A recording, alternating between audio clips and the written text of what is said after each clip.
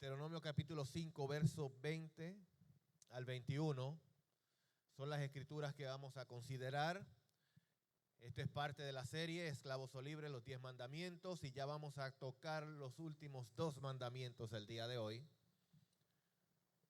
Y esperemos que Dios siga produciendo en nosotros transformación, cambio, que siga trayendo una revelación a través de esta palabra.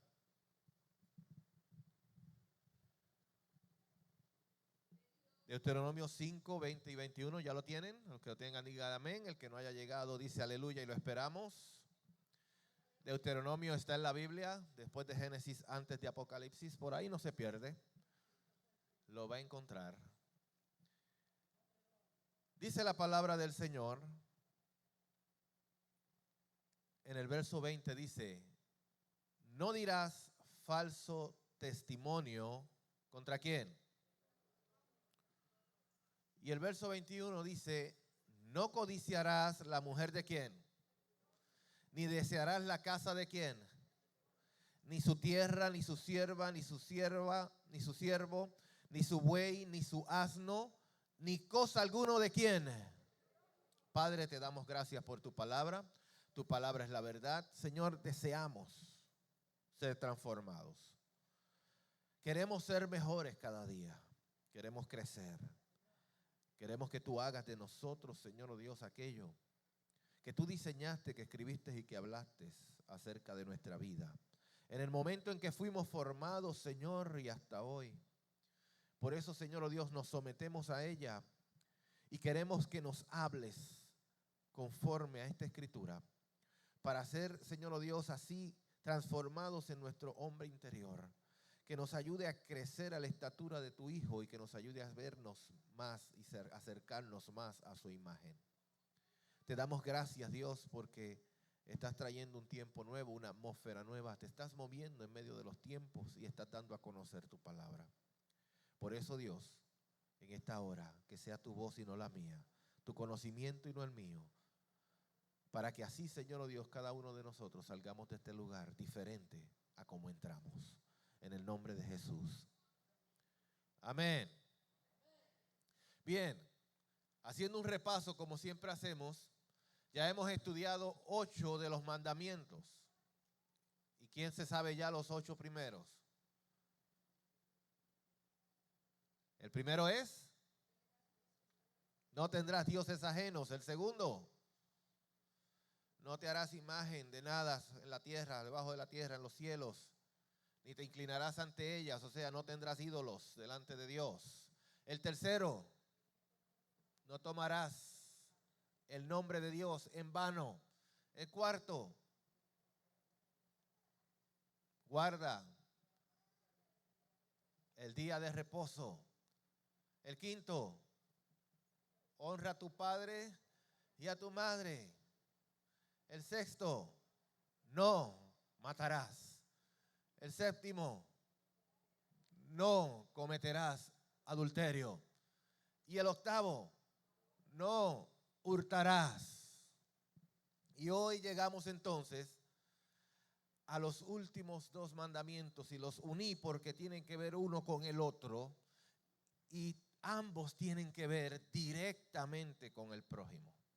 Usted dirá: pastor, pero es que me ha dicho que los últimos que hemos estudiado han tenido que ver con el prójimo. Sí, pero si notan, los 3 anteriores usted los puede cometer sin hacerle nada a nadie. Estos 2 sí van directamente contra alguien. Así que hoy, yo no sé si trajeron paracaídas, pero por si acaso hay un paracaídas debajo de su asiento o en el compartimiento en la parte superior.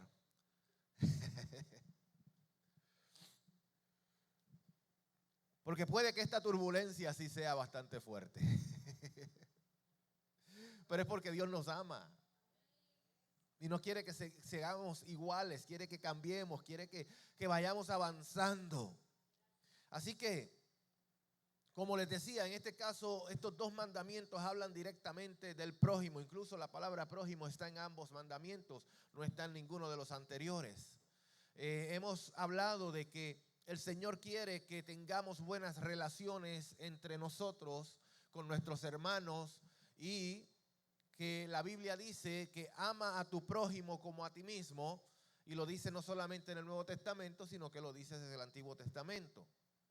Ahora, me resulta que cuando hablamos de prójimo, debe ser algo normal en nuestro pensamiento la pregunta que uno de los escribas en aquel momento le hizo a Jesús. ¿Quién es mi prójimo? ¿Recuerdan la historia? El que no se acuerda, yo se la voy a recordar porque la vamos a leer. Vaya a Lucas capítulo 10, verso 25 al 37. En esta historia, Lucas 10, 25 al 37. Pasa algo muy particular y muy interesante, pero sí se da respuesta a esta pregunta. No es una pregunta que se queda en el aire, es una pregunta que Jesús le da una respuesta. ¿Llegaron ahí? Lucas 10. Los que lo tengan dicen amén. Verso 25 dice, un intérprete de la ley se levantó y dijo para probarlo, Maestro, ¿haciendo qué cosa heredaré la vida eterna? Él le dijo, ¿qué está escrito en la ley? ¿Cómo lees? Aquel respondiendo dijo, amarás al Señor tu Dios con todo tu corazón, con toda tu alma, con todas tus fuerzas, con toda tu mente y a tu prójimo como a ti mismo. Le dijo, bien has respondido, haz esto y vivirás. Pero él, queriendo justificarse a sí mismo, dijo a Jesús, ¿y quién es mi prójimo? Respondiendo Jesús dijo, un hombre que descendía de Jerusalén a Jericó cayó en manos de ladrones, los cuales lo despojaron, lo hirieron y se fueron dejándolo medio muerto. Aconteció que descendió un sacerdote por aquel camino y al verlo pasó de largo. Asimismo un levita, llegando cerca de aquel lugar, al verlo pasó de largo. Pero un samaritano que iba de camino vino cerca de él y al verlo fue movido a misericordia. Acercándose, vendó sus heridas, echándoles aceite y vino. Lo puso en su cabalgadura, lo llevó al mesón y cuidó de él. Otro día, al partir, sacó 2 denarios, los dio al mesonero y le dijo, cuídamelo, y todo lo que gastes de más, yo te lo pagaré cuando regrese. ¿Quién pues de estos 3 te parece que fue el prójimo del que cayó en mano de los ladrones? Él dijo, el que usó de misericordia con él. Entonces Jesús le dijo, ve y haz tú lo mismo. Ahí estuvo la pregunta, ¿quién es mi prójimo? Y una respuesta de estas que Jesús traía que no sé si realmente la entendió o se dio por entendido. Pero Jesús no le dice, tu prójimo es el que está a tu lado, tu prójimo es tu vecino, tu prójimo es tu amigo, tu prójimo es el que trabaja contigo. Pudo haberle respondido eso y le daba parte de la definición de un prójimo. Pero Jesús quería ir más allá, como en todo lo que el Señor hace. Y en lo que hemos aprendido en los mandamientos nos hemos dado cuenta que el mandamiento no es simplemente como lo entendíamos o simplemente una acción específica. Y de la misma forma, prójimo no se define de la manera en que a lo mejor todos pensamos, aunque nuestra definición está correcta. Sí, el que está a tu lado es tu prójimo. Sí, el que te encuentras en el camino es tu prójimo. Todo eso es correcto, pero va más allá que solamente eso.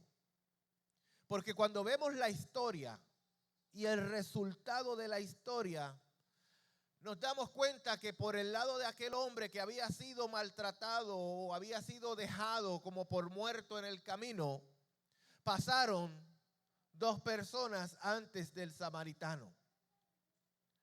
Y Jesús al final de la historia le pregunta a este maestro de la ley, ¿cuál de los tres fue el prójimo?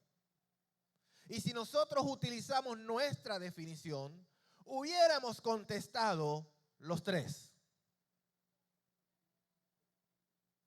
¿Cierto o falso? Nuestra definición dice que todo el mundo es mi prójimo. Pero la historia no me da esa definición. La historia no me da ese resultado. La historia me dice que cuando el escriba responde, el que usó de misericordia, ese es el prójimo, Jesús no le dice, no, te equivocaste, los tres eran prójimos, lo que pasa es que uno hizo lo correcto. Jesús le dice, no, ve tú y haz lo mismo. Así que hay una información adicional que Dios quiere que tengamos. Más allá de lo que entendíamos hasta hoy de quién era mi prójimo. Y si vamos a hablar de mandamientos que tienen que ver directamente con el prójimo, tenemos que entender quién es mi prójimo. Wow. ¿Estamos aquí? Están todos integrados. ¿Cómo se dice? Yo me meto en unos líos. Quiero decir palabras que nunca uso. Intrigado. Ya se me perdió otra vez. Gracias, Señor. Están pensando en eso, pero la realidad es que sale de la Escritura. Usted tiene que aprender a leer la Escritura cuidadosamente, palabra por palabra, haciendo las comas, poniendo los puntos, dando los acentos y además de eso, haciendo una investigación histórica de la Escritura. Cuando usted hace eso, pues comienza a entender lo que el Señor realmente nos quiere decir. Y en este caso, en esta ocasión, además de la definición que ya tenemos, que no estoy cambiándola, sino que le estoy añadiendo el peso que Jesús le quiso dar a ser el prójimo de alguien, lo que nos está diciendo es que si yo quiero conocer quién es mi prójimo, yo tengo que ser prójimo de él. Mis acciones determinan qué tan cercano yo estoy a las personas.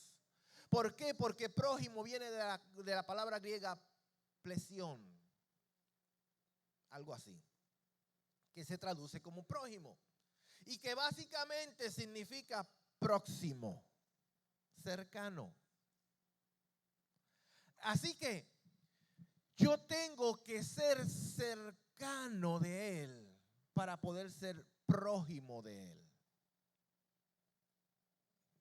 Por ahí vamos. Vamos a llegar a algo. Y al final de esto pasó un sacerdote y no hizo nada. Un hombre de Dios. Pasó un levita, un adorador, un cantante, un músico y no hizo nada. Así que ninguno de los dos actuaron como prójimo. Y mucho menos vieron a aquella persona como un prójimo. O como un próximo, o como un cercano.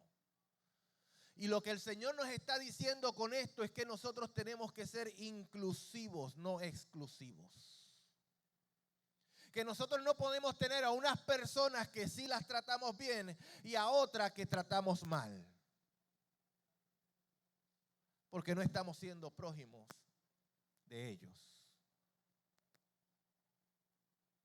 Tenemos que estar cerca de la gente para poder ayudar a la gente. Y un prójimo es aquel que tiene la capacidad de extenderte la mano cuando la necesitas. Porque está a tu lado, porque está cerca, porque se ha decidido acercar a ti. Así que no está diciendo que yo siempre tengo que esperar a que alguien me ayude para saber que es mi prójimo. No, lo que el Señor le está diciendo es que Él vaya y sea el prójimo de alguien. que no mire que sea samaritano, porque recuerden que en el tiempo bíblico había un conflicto entre los judíos y los samaritanos. Por eso es que Cristo apropiadamente, y yo creo que muy a propósito, en la historia el que salió herido era un era uno que venía a Jerusalén. O sea que podemos entender que a lo mejor era un judío, pero el que lo ayuda fue alguien que para la mente de aquel escriba no era un próximo de ellos, porque era un samaritano. No era un cercano, porque era alguien que ellos echaban a un lado. Para ellos los samaritanos no eran gente. Así que Jesús le está dando una enseñanza y lo está llevando a un nivel mayor de relación con la sociedad y con la gente que está a su alrededor. Es salirte de aquel círculo donde tú piensas que estos son los que a los que yo les presto más atención, estos son los míos, que hay que tener un sentido de pertenencia en cierta forma. Pero usted sabe que aquí nunca hemos enseñado que esta es la mejor iglesia del mundo. No, porque eso es denigrar las otras iglesias que están haciendo su trabajo. Ni yo voy a ser el mejor pastor del mundo. No, porque eso es denigrar a los otros pastores que están haciendo su trabajo. Eso es exclusivismo. Que la forma en que nosotros cantamos es la mejor forma de cantar. Eso es exclusivismo. Que la forma en que nosotros llevamos la adoración, esa es la forma en que todo el mundo lo debe hacer. Por eso es que cuando vinieron los cambios, o han venido los cambios, las transformaciones y las formas, experiencias culticas en la iglesia, mucha gente adoptaba una y criticaba la anterior. Eso es exclusivismo. Eso es comenzar a crear grupos y tribus dentro de algo que no se supone que sea así, sino de algo que se supone que sea uno. Por eso Jesús dijo que sean uno, como tú en mí y yo en ti. Que sean uno para que el mundo crea. Mire qué fácil. Si somos uno, el mundo cree. ¿Y cuántos quieren que el mundo crea? Pues seamos uno. Seamos prójimos de todos. Ve y haz tú lo mismo. Cuando veas a alguien, acércate y sé su prójimo.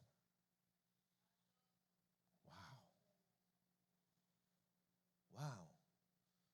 Y esto me dio un entendimiento enorme. Porque yo tengo que hacer las cosas bien con todo el mundo. Por ahí hay un refrán que dice, haz bien sin mirar a quién. Haz bien sin mirar a quién, porque eso te convierte en prójimo de aquel a quien le estás haciendo el bien. O sea que Cristo utiliza muy bien esta imagen para establecerle a aquel escriba que no pueden estar siendo exclusivistas, discriminando por personas, discriminando porque no son de la misma raza, de la misma tribu. Porque la idea es que escuchen la palabra y sean transformados.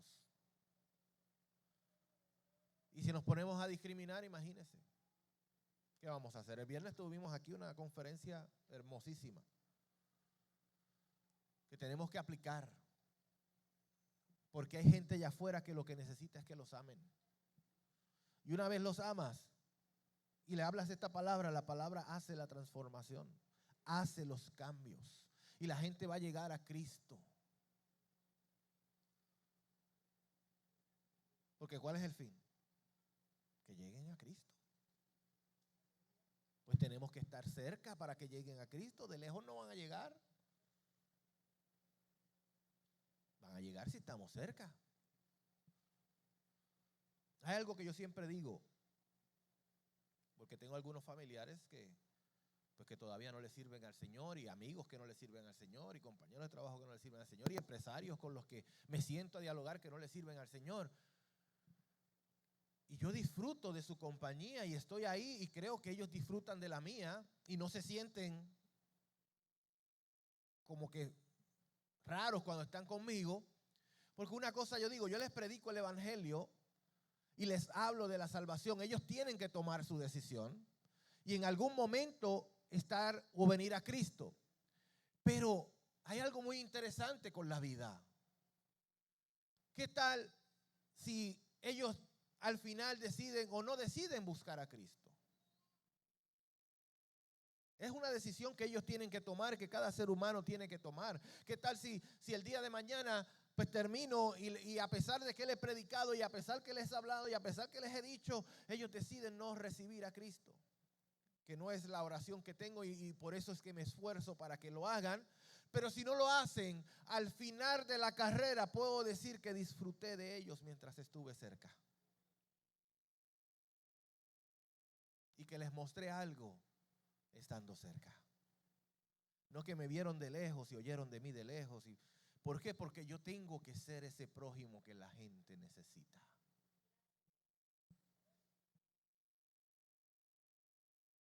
Así que, habiendo entendido esto, vamos a entrar entonces al mandamiento que dice que no levantes falso testimonio contra tu prójimo. No levantes falso testimonio contra tu prójimo. Y un testigo es aquel que se supone que haya visto los hechos de los cuales se está hablando, o que los haya experimentado de alguna forma. Para eso puedes atestiguar a algo. Cuando te llevan a la corte como testigo es porque tú vas a decir algo que va a servir para el caso que se está llevando a cabo. ¿Por qué? Porque o eres experto en algo, como los forenses que llevan allí, ellos son expertos y por causa de lo que ven, pues su testimonio es válido porque tienen un expertise. Y así la Biblia nos está diciendo que yo no puedo levantar un falso testimonio contra mi prójimo. Para ser un buen testigo, el buen testigo tiene que decir exactamente la verdad de los hechos, tal y como los vio, sin cambiarlos, sin ponerle, sin quitarle, tal y como los vio. Es más, hasta sin interpretarlos. Fíjense que Apocalipsis 3:14 habla de Jesús de la siguiente manera. Escribe el ángel de la iglesia en la Odisea: el amén, el testigo fiel y verdadero. El principio de la creación de Dios dice esto. Y fíjense, los que han leído el mensaje a las 7 iglesias saben que Jesús les habla a cada una y se introduce a cada una de manera diferente. Y esta es la iglesia de la Odisea. ¿Cuántos saben cuál es la iglesia de la Odisea? ¿Cuántos saben lo que estaba pasando allí? Que no eres fría ni caliente, sino que tibia. Y que dices que eres próspera, que has llegado a lo máximo, que tienes todo lo que necesitas, que no tienes necesidad de nada. Entonces a esta iglesia él se le presenta como el testigo fiel. Wow. Como el testigo que va a decir las cosas como son. Como el testigo que te va a decir la verdad como es. Como el testigo que no te va a disfrazar las cosas detrás de áreas grises, sino que a lo blanco es blanco y lo negro es negro. Como el testigo que llama a lo malo malo y a lo bueno bueno. Ese es el testigo fiel. Ese es el verdadero. Y esto tiene que ver mucho con la forma en que nosotros también representamos a ese testigo fiel. Porque a la hora que yo represento mal al testigo fiel, yo estoy levantando un falso testimonio de Cristo. Y a su vez es un falso testimonio contra mi prójimo, contra mi próximo, contra el cercano, el que me está mirando, el que espera de mí más.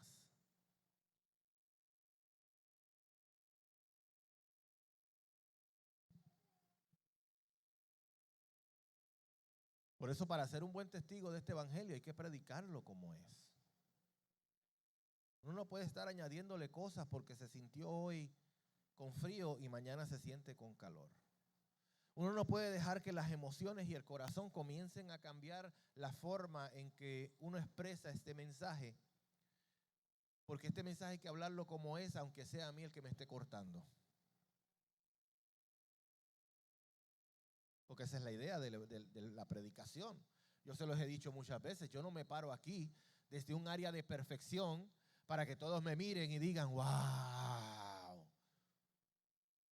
No, yo me paro aquí trayendo un mensaje que primero me habló a mí y me sigue hablando, y quiero compartirlo con ustedes porque fue el mensaje que Dios me dio para este día, para este momento y para esta congregación. Y no es el mensaje para el que no vino, es el mensaje del que vino. Y cada uno de nosotros tiene que abrazar eso. Y ya mismo vamos a ver cómo esa costumbre que tenemos a veces de repartir el mensaje es un falso testimonio. Va a estar diciendo, este pastor siempre me mete en un lío. Porque un testimonio falso puede hacer que otro crea una mentira. Porque dentro de un testimonio falso hay mentira. Se tiene que mentir para que sea falso, de alguna manera, en alguna forma. También la intención del testimonio puede convertirlo en falso, aunque sea una verdad. Ouch. Porque Dios pesa los corazones y las intenciones del corazón. Y usted puede estar diciendo una verdad con el fin de hacer daño. Y eso es un falso testimonio.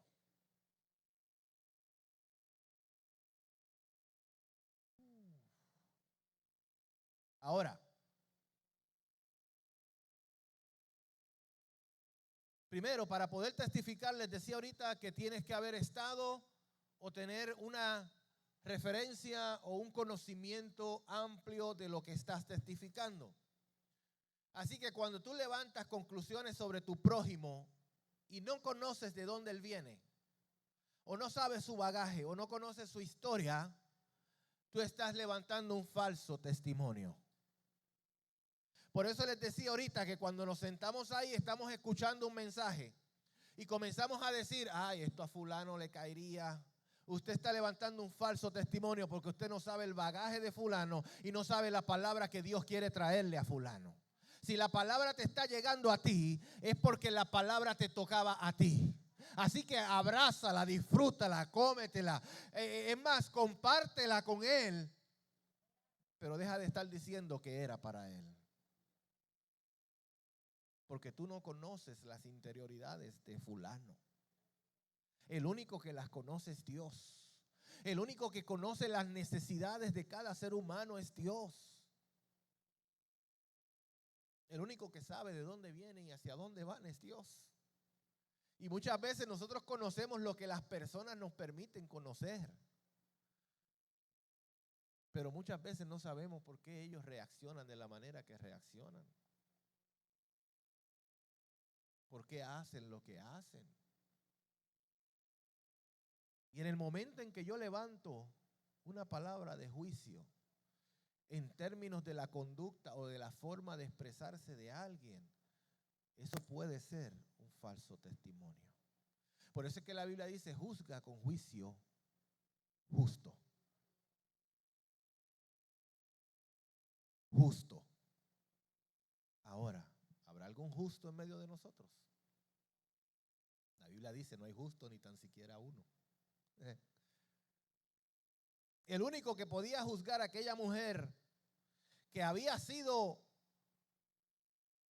agarrada en el acto de adulterio y la trajeron delante de Jesús y la pusieron allí delante de él y le dijeron, tú sabes lo que dice la ley, hasta hay que apedrearla porque la agarramos, miren, en el acto. El único justo que había allí que la podía acusar era Jesús. Y él mismo dijo, el que esté libre de pecado, que lance la primera piedra. Y fue agarrada en el acto. Y la trajeron, hicieron el testimonio delante del juez de toda la tierra. Y el juez lo que dijo fue: el que esté libre de pecado. Fíjese lo que dice Santiago en el capítulo 4, versos 11 y 12. Hermanos, no murmuréis los unos de los otros. El que murmura del hermano y juzga a su hermano, murmura de la ley y juzga a la ley. Pero si tú juzgas a la ley, no eres hacedor de la ley, sino juez. Uno solo es el dador de la ley, que puede salvar y condenar. Pero tú, ¿quién eres para que juzgues a otro? Mira lo interesante que está esto. Porque dentro de este mandamiento está hablando también de ese juicio que se levanta, que yo creo, que pienso, que opino. Y uno solo es el dador de la ley. ¿Usted sabe qué? Yo soy tan cuidadoso, y esto lo aprendí de nuestro apóstol. En los entierros yo no mando a nadie para ningún lado. Digo, si sé que es un cristiano ferviente, pues uno dice, pues se fue para el cielo. Pero aunque no haya sido un cristiano ferviente, yo no lo puedo mandar para el otro lado, porque el único que tiene esa llave es Dios. El único que envía para un lado o para el otro es Dios. Él es el que decide al final de cuentas. Él es el que sabe. La salvación es de Jehová. A Él le pertenece la salvación. Nosotros hacemos lo que podemos. Nosotros tenemos que caminar. Somos responsables de nuestra transformación. Somos responsables de vivir como Dios quiere que vivamos. Pero nosotros no somos responsables de que si alguien se salva o no, porque esa salvación viene de Jehová. Y cuando uno va a un lugar, un sepelio, un velatorio, uno no está allí para decirle se fue para el infierno o qué pena que no se arrepintió a tiempo. No. Uno no sabe lo que Dios hizo. ¿Les puedo contar un testimonio? Pero este es un testimonio de una experiencia mía con Dios individual. Esto no lo podemos generalizar. Pero cuando mi hermano muere, para mí fue un impacto enorme. ¿Por qué? Porque yo había escuchado promesas de Dios sobre mi casa. Y yo había escuchado que Dios nos iba a salvar a todos.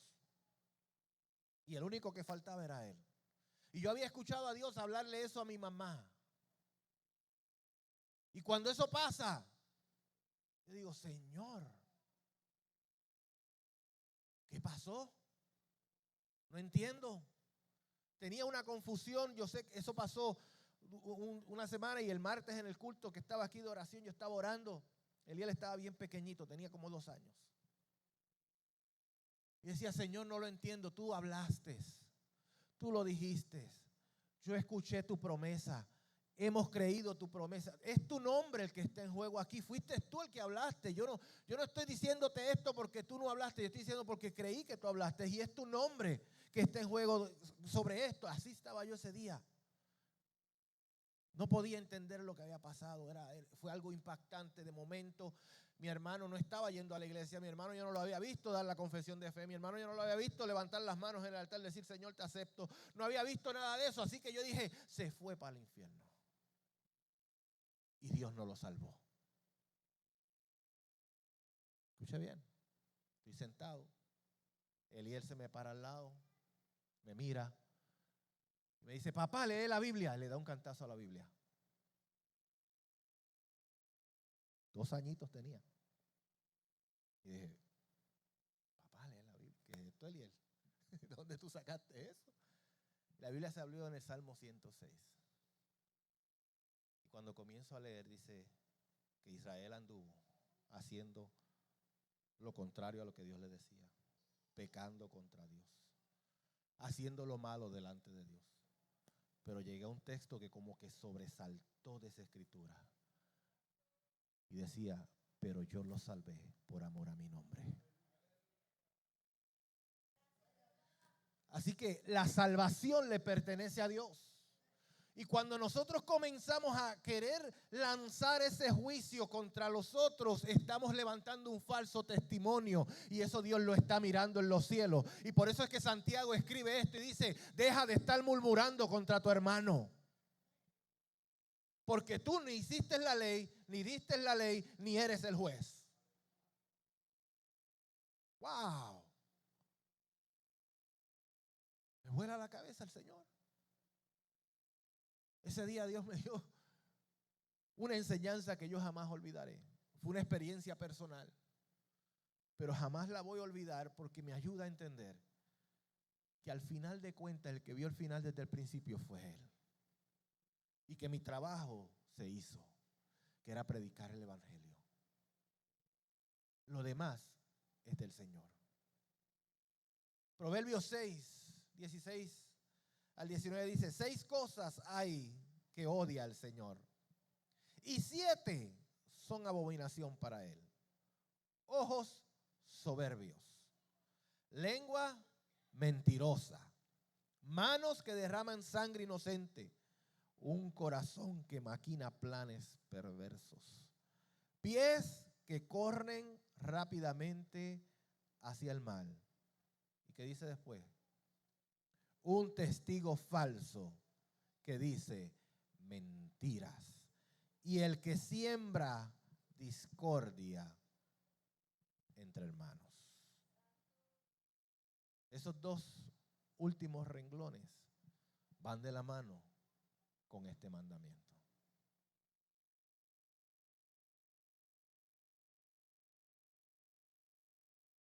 Yo no sé tú, pero yo he cometido esos momentos. He tenido mis momentos ahí. Y el Señor ha tenido que traer convicción. ¿Por qué? Porque dice que Dios lo aborrece, lo abomina, lo odia. Entonces cada vez que uno levanta una expresión de este tipo contra un hijo de Dios, alguien que tiene la dignidad de Dios, alguien que Dios lo creó, alguien del cual Dios escribió. Entonces nada más piensa en eso. Le servimos a un Dios poderoso que nos adoptó como hijos, que no escatimó a su Hijo para que fuera a la cruz del Calvario a morir por nosotros, para perdonarnos todos nuestros pecados, todas nuestras faltas, todo lo malo que pudimos haber sido. Y luego que Él hace eso por nosotros, nosotros no somos capaces de reconocer la misma dignidad en el hermano. Y hablamos con ligereza de Él. No le damos el mismo valor al prójimo.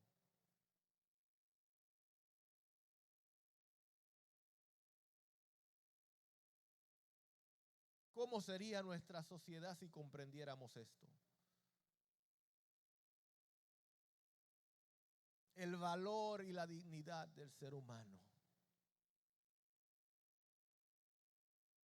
Más allá de mi pensamiento, mi opinión.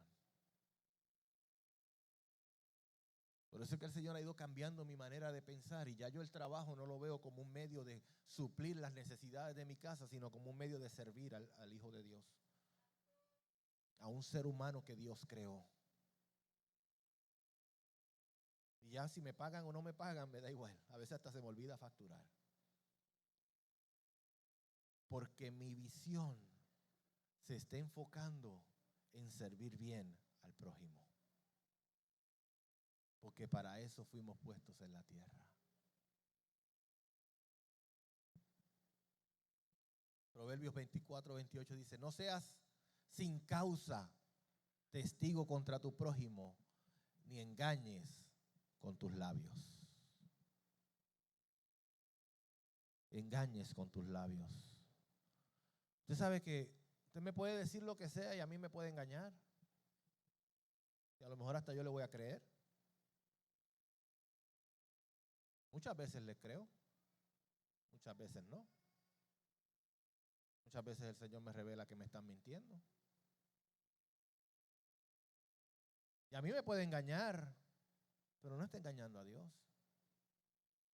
A mí me puede hacer el cuento como usted lo quiera hacer y ponerlo de lo más bonito, pero no está engañando a Dios. Porque Dios está en el cielo, en su trono. te está mirando y Él sabe realmente si lo que me estás diciendo es verdad o simplemente te quieres justificar como aquel escriba. Para justificarse, dice ahí. Le preguntó al Señor, ¿y quién es mi prójimo? Para justificar que su conducta exclusivista, clasista, de separarse de los plebeyos, te hace el que no sabía quién era el prójimo. Mira, maestro de la ley. Así que cuando vemos esto de levantar falso testimonio contra el hermano, lo tenemos que amarrar con el próximo mandamiento que dice que no codiciarás, porque muchas veces ese falso testimonio es por causa de una codicia que tienes dentro por las cosas de tu hermano. Y piensas que con hacer eso te vas a quedar con lo que él hace. Ay. Piensas que levantando un falso testimonio vas a provocar que lo saquen de la posición y te pongan a ti. Pero realmente lo que tú estás lleno de codicia. Y la codicia te está llevando a la murmuración. Y te sigue llevando cada vez más a todo eso. Y eso mismo pasaba con Jesús. Cuando los fariseos, los escribas y todos aquellos que estaban dentro del gobierno religioso del momento y de la época donde Jesús llega a esta tierra, vieron a un maestro que estaba hablando con autoridad. Y que la gente decía, este habla con autoridad, no como los escribas y los fariseos. Y comenzaron a hacer la división de la enseñanza de Jesús con la enseñanza de ellos. Se llenaron de codicia y de envidia. Y codiciaban lo que Jesús tenía. Porque Jesús tenía seguidores y ellos no. Porque Jesús tenía gente que lo amaba y ellos no. Porque Jesús llegaba al pobre y ellos no. Comenzaron a planificar cómo derribar a Jesús. ¿Y usted sabe lo que hicieron? Mateo 26 nos lo dice. O nos dice parte de lo que hicieron. El verso 59 al 61 dice, Mateo 26, los principales sacerdotes, los ancianos y todo el concilio buscaban falso testimonio contra Jesús para entregarlo a la muerte. Acto seguido, mira lo que nos dice. Pero no lo hallaron, aunque se presentaron muchos testigos falsos. Pero al fin vinieron 2 testigos falsos que dijeron, este dijo, puedo derribar el templo de Dios y en 3 días reedificarlo. Ahora, ¿qué estaban buscando ellos? Un falso testimonio. Y dice que no lo hallaron, aunque hubo mucha gente que fueron a dar falsos testimonios. Pero recuerden que en el contexto, para que no se me confundan con lo que parecería una contradicción, es que estaban buscando un falso testimonio que lograra llevar a Jesús a la muerte. Así que el testimonio tenía que ser fuerte. Hubo muchos falsos testimonios, pero no eran suficientes como para acusarlo de muerte, hasta que llegaron estos 2. Porque el hablar contra el templo, eso era blasfemia. Y ahí dijeron, aquí fue. Este dijo que en 3 días lo derribaría. Y ustedes saben que Jesús sí lo dijo. Yo les decía ahorita que un falso testimonio no es solamente decir una mentira, también puedes decir una verdad a medias. Porque Jesús estaba hablando del cuerpo de él, de su templo. Pero sí lo dijo, pongamos que lo dijo. Pero ¿cuál era la intención? Matarlo. Y cuando levantan este falso testimonio le dicen, Jesús, ¿y ahora qué tienes que decir de esto? Dilo. ¿Quién eres? ¿Es verdad que tú eres el Cristo? ¿Es verdad que tú eres el Cristo? Y le dijo, sí. Y desde este momento me verán sentado a la diestra de la potestad del cielo. Los estudiosos dicen que esa era la forma de evitar el decir Yahweh. Así que al decir eso, estaba diciendo el nombre de Jehová. Por ende, ahí ellos crujieron sus dientes y dijeron, este es digno de muerte, blasfemo, mira lo que está diciendo. Ustedes conocen la historia. Pero Jesús entregó su vida, ellos no se la quitaron. Pero de esa manera, esta gente que codiciaban ese poder que tenían, que ya lo estaban perdiendo por causa de Jesús, comenzaron a maquinar falsos testimonios para que Jesús fuese a la muerte. Y eso se ve en una magnitud amplia y se ve tan grande y se ve, wow, yo nunca haría algo así. Pero muchas veces, en cosas pequeñas, lo hacemos. En cosas como desear la función que está haciendo otro en la iglesia. Y con tal de alcanzarla comienzas a tirar chispas, a revelar debilidades que te fueron reveladas en un secreto para que sea quitado de ahí y te pongan a ti.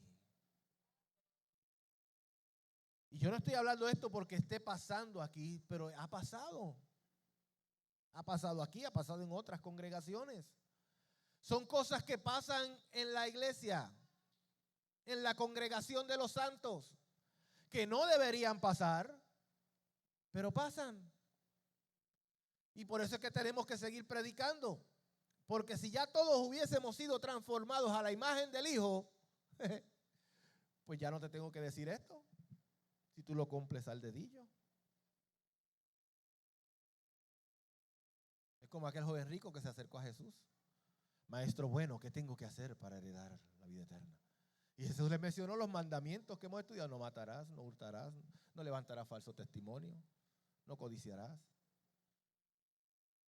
Todo eso lo he guardado desde mi niñez. Pues está bien, solo te falta una cosita más.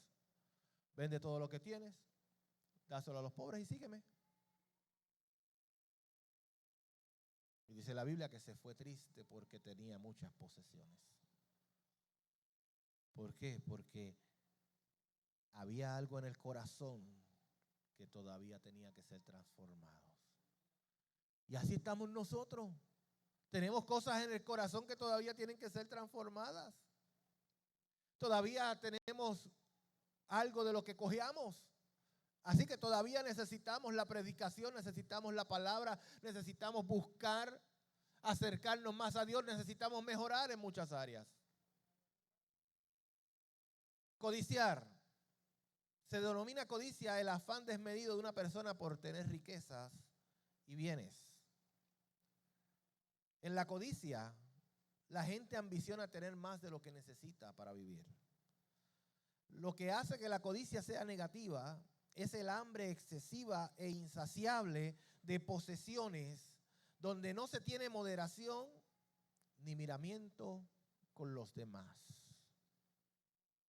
Eso es codiciar. Y ahí entran no solamente las riquezas, sino las posiciones, la fama, todo aquello que alguien tenga que tú desmedidamente quieres tener y por cualquier camino.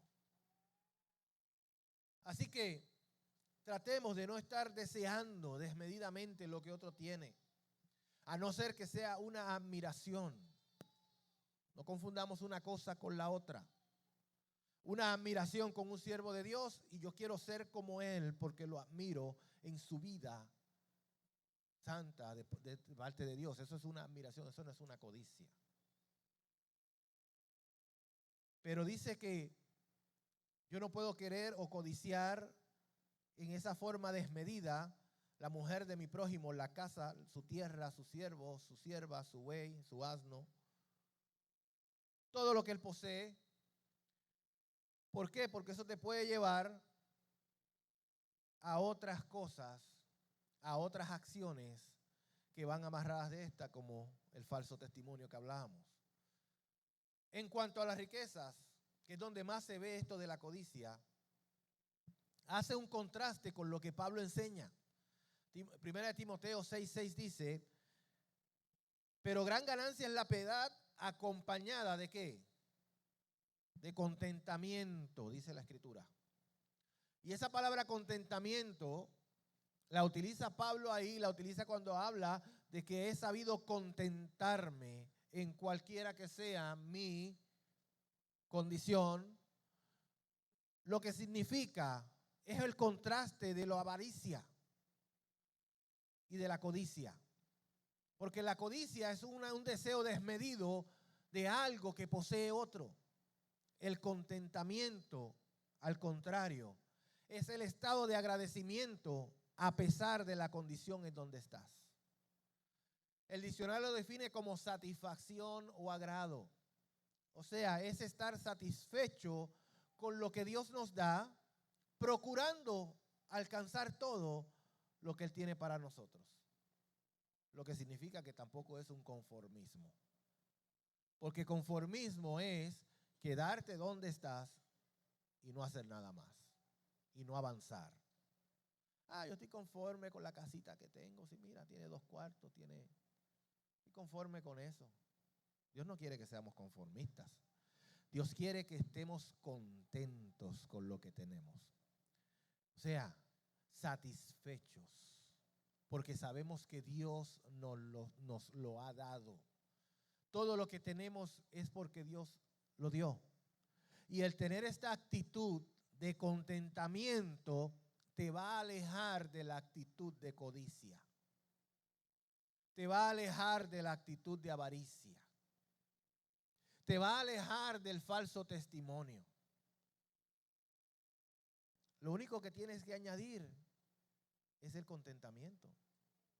Por eso Pablo le dice a Timoteo que buena cosa es la piedad acompañada de contentamiento. Porque aún la piedad, el buscar a Dios, el venir a la iglesia, el estar envuelto en todas estas cosas, sin contentamiento es un peligro.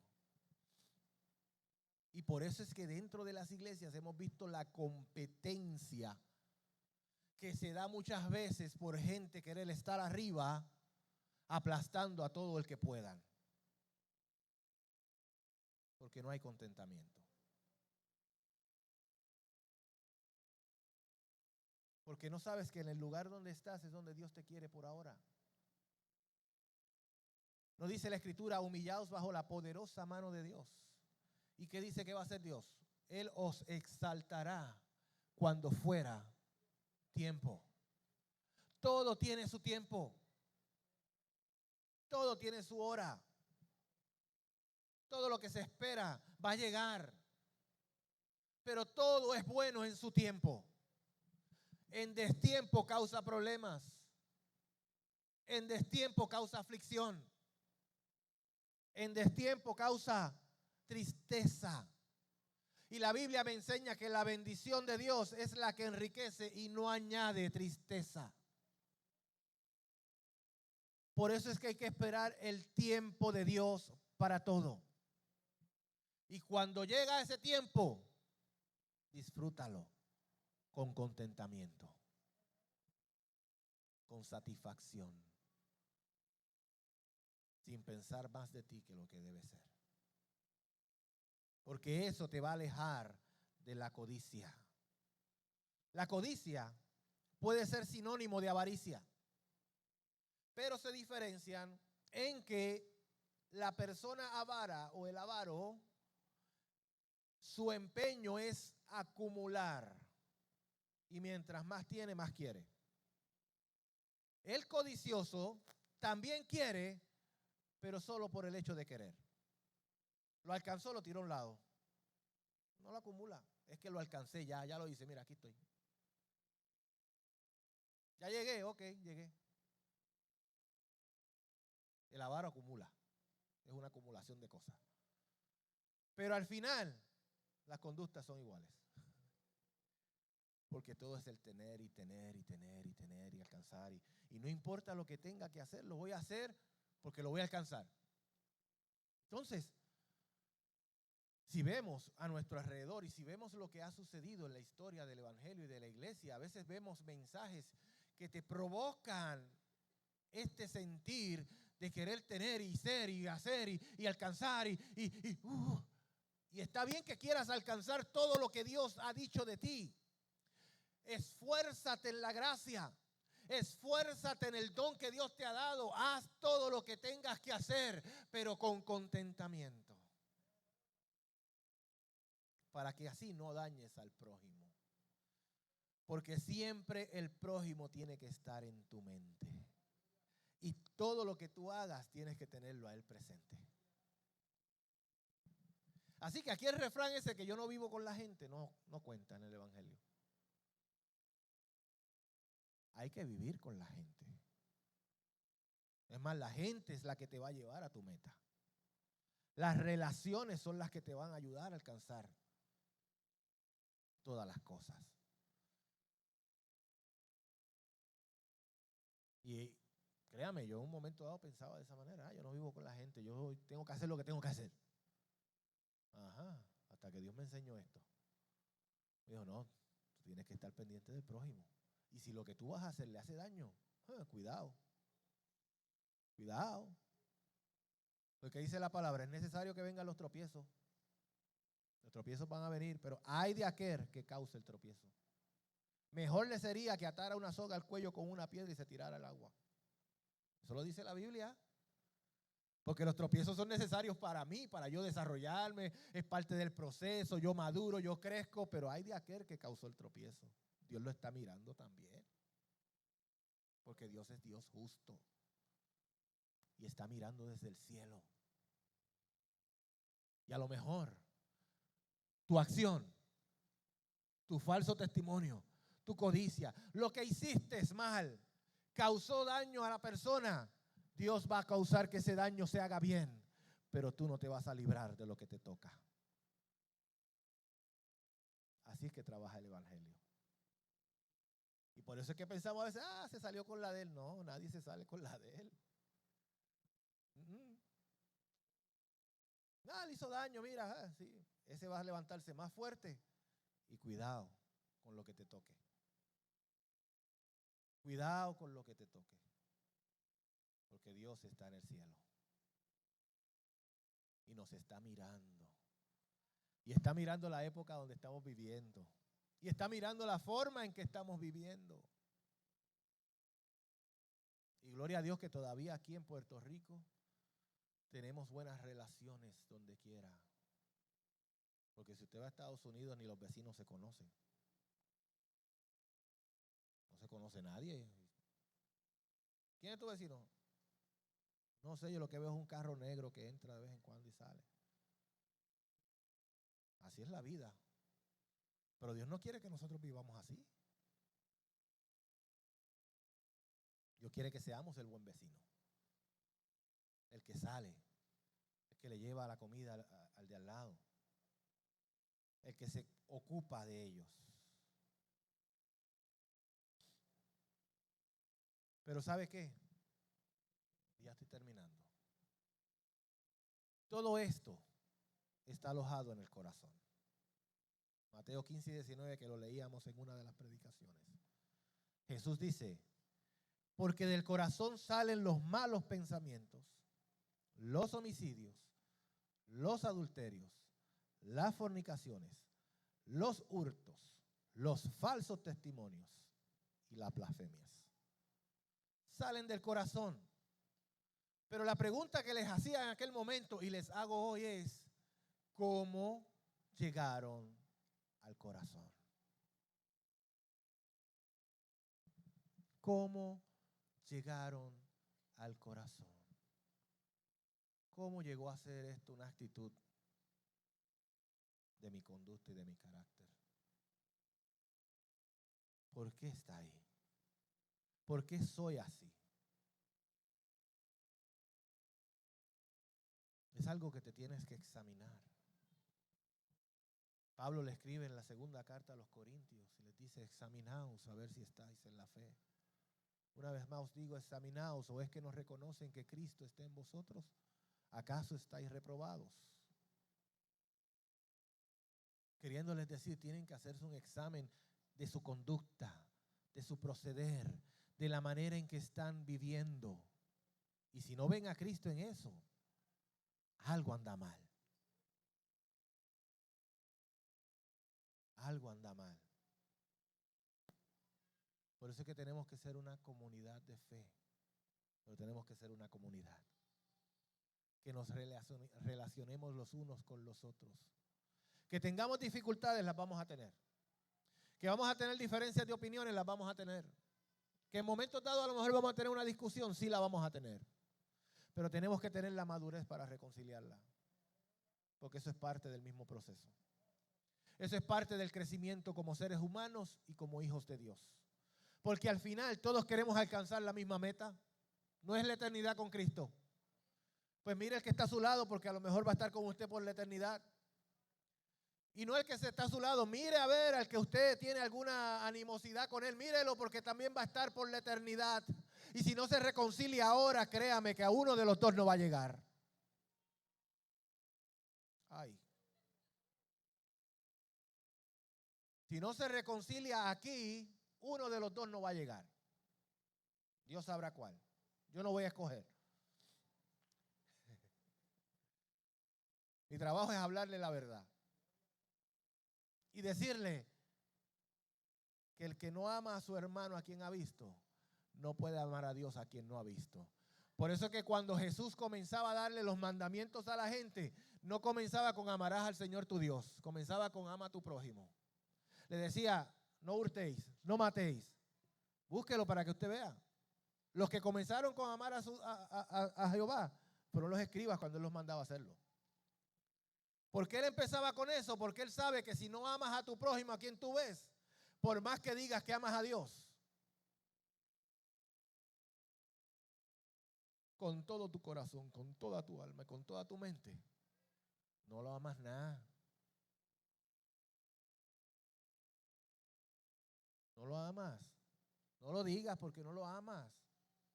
Tú tienes que poder amar a ese que está a tu lado, a ese que está un poquito más atrás, al que se sienta en la fila de atrás, al que se sienta en la fila de al frente. Tienes que amarlos a todos para entonces decir, Señor, te amo con todo mi corazón. Y que en el cielo digan, es verdad, hijo, porque me lo demuestras al amar a tu hermano, al ser guarda de tu hermano, al no murmurar de tu hermano, al no hablar mal de tu hermano. Por eso cuando hablábamos de no matarás, que Cristo lo eleva y dice, cualquiera que llame necio a su hermano,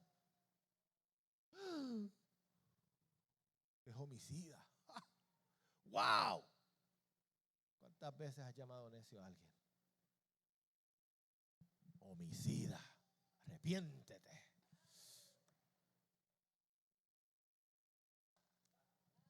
Es un vínculo que Dios quiere que tengamos.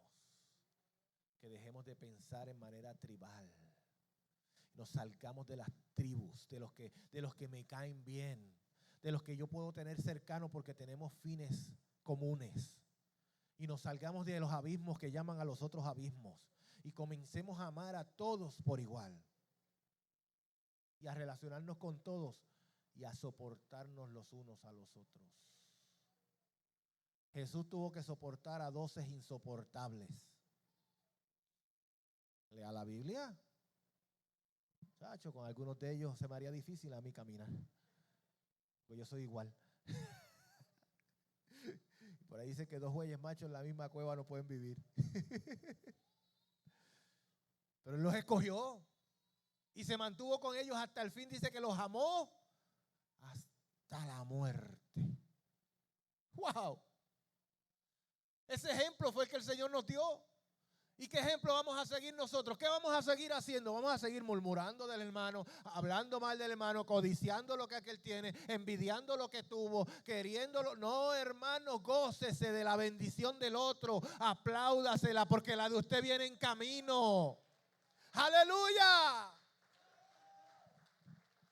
Viene, pero todo a su tiempo. Alégrate cuando a otros los pongan en alguna tarea, en algún trabajo, que le suban el sueldo, que lo pongan en otra posición. Alégrate, gózate de eso, porque la bendición de Él es tu bendición, porque somos uno en Cristo. Y dejemos las divisiones, dejemos las contiendas, porque eso no le agrada a Dios. Este mandamiento sigue vigente hoy como lo fue ayer. Y seguirá vigente. Para concluir, quiero que vaya conmigo a Romanos capítulo 13.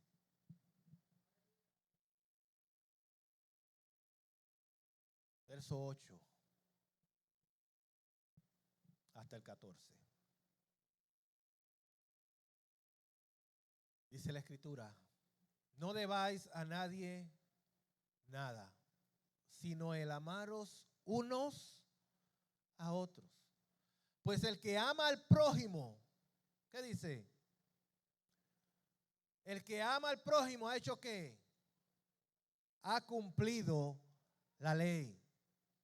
¿Por qué? No adulterarás, no matarás, no hurtarás, no dirás falso testimonio, no codiciarás, y cualquier otro mandamiento en esta sentencia se resume: amarás a tu prójimo como a ti mismo. El amor no hace mal al prójimo. Así que el cumplimiento de la ley es el amor. Y esto, conociendo el tiempo, que es ya hora de levantarnos del sueño, porque ahora está más cerca de nosotros nuestra salvación que cuando creímos. La noche está avanzada y se acerca el día.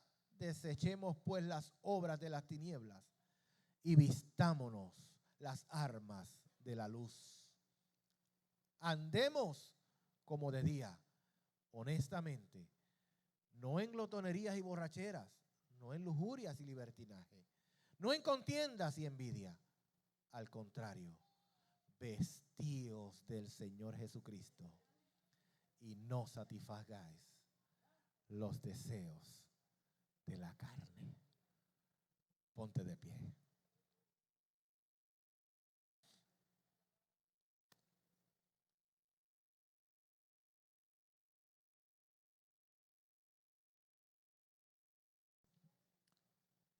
Inclina tu rostro conmigo. Padre, esta es tu palabra. Ayúdanos a crecer en ese amor. Primero a entenderlo. A entender que no es un sentimiento, que no es esperar a sentirlo, sino que es decidir hacerlo. Y una vez lo entendamos, Señor, ayúdanos a crecer en Él. Ayúdanos a ver a los demás como tú los ves.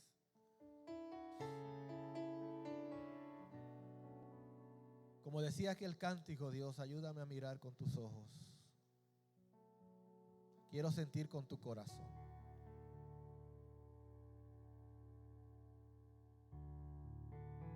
No queremos seguir siendo iguales, Dios.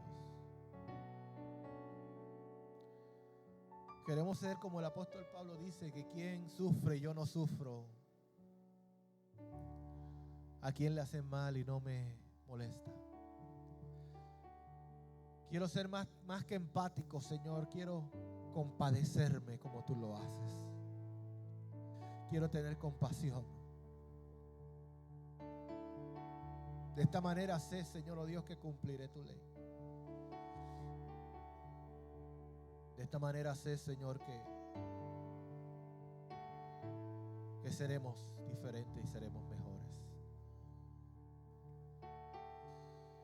Hoy trae convicción al corazón de este pueblo, al igual que al mío, para ya no ser más partícipes de esto, Señor, de iras, de contiendas, de murmuraciones, de divisiones,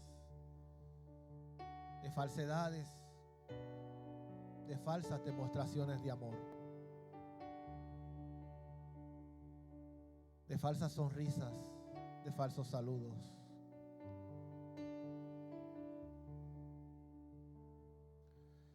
Sino que podamos amarnos, Señor Dios, de la manera en que tú nos has amado.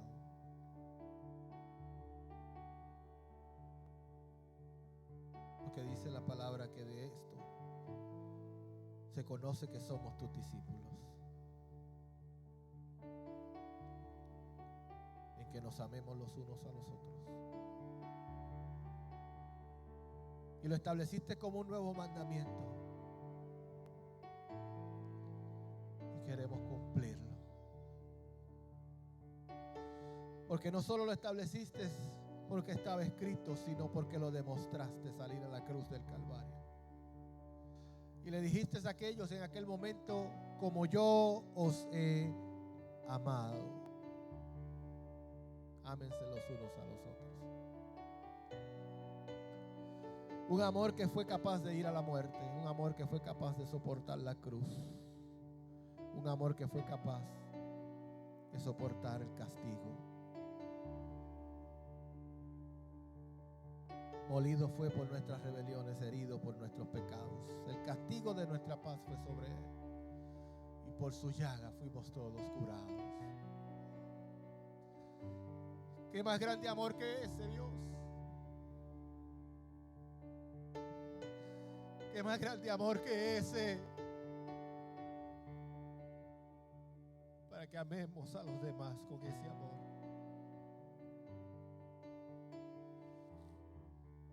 Ayúdanos, Dios. Ayúdanos, Dios.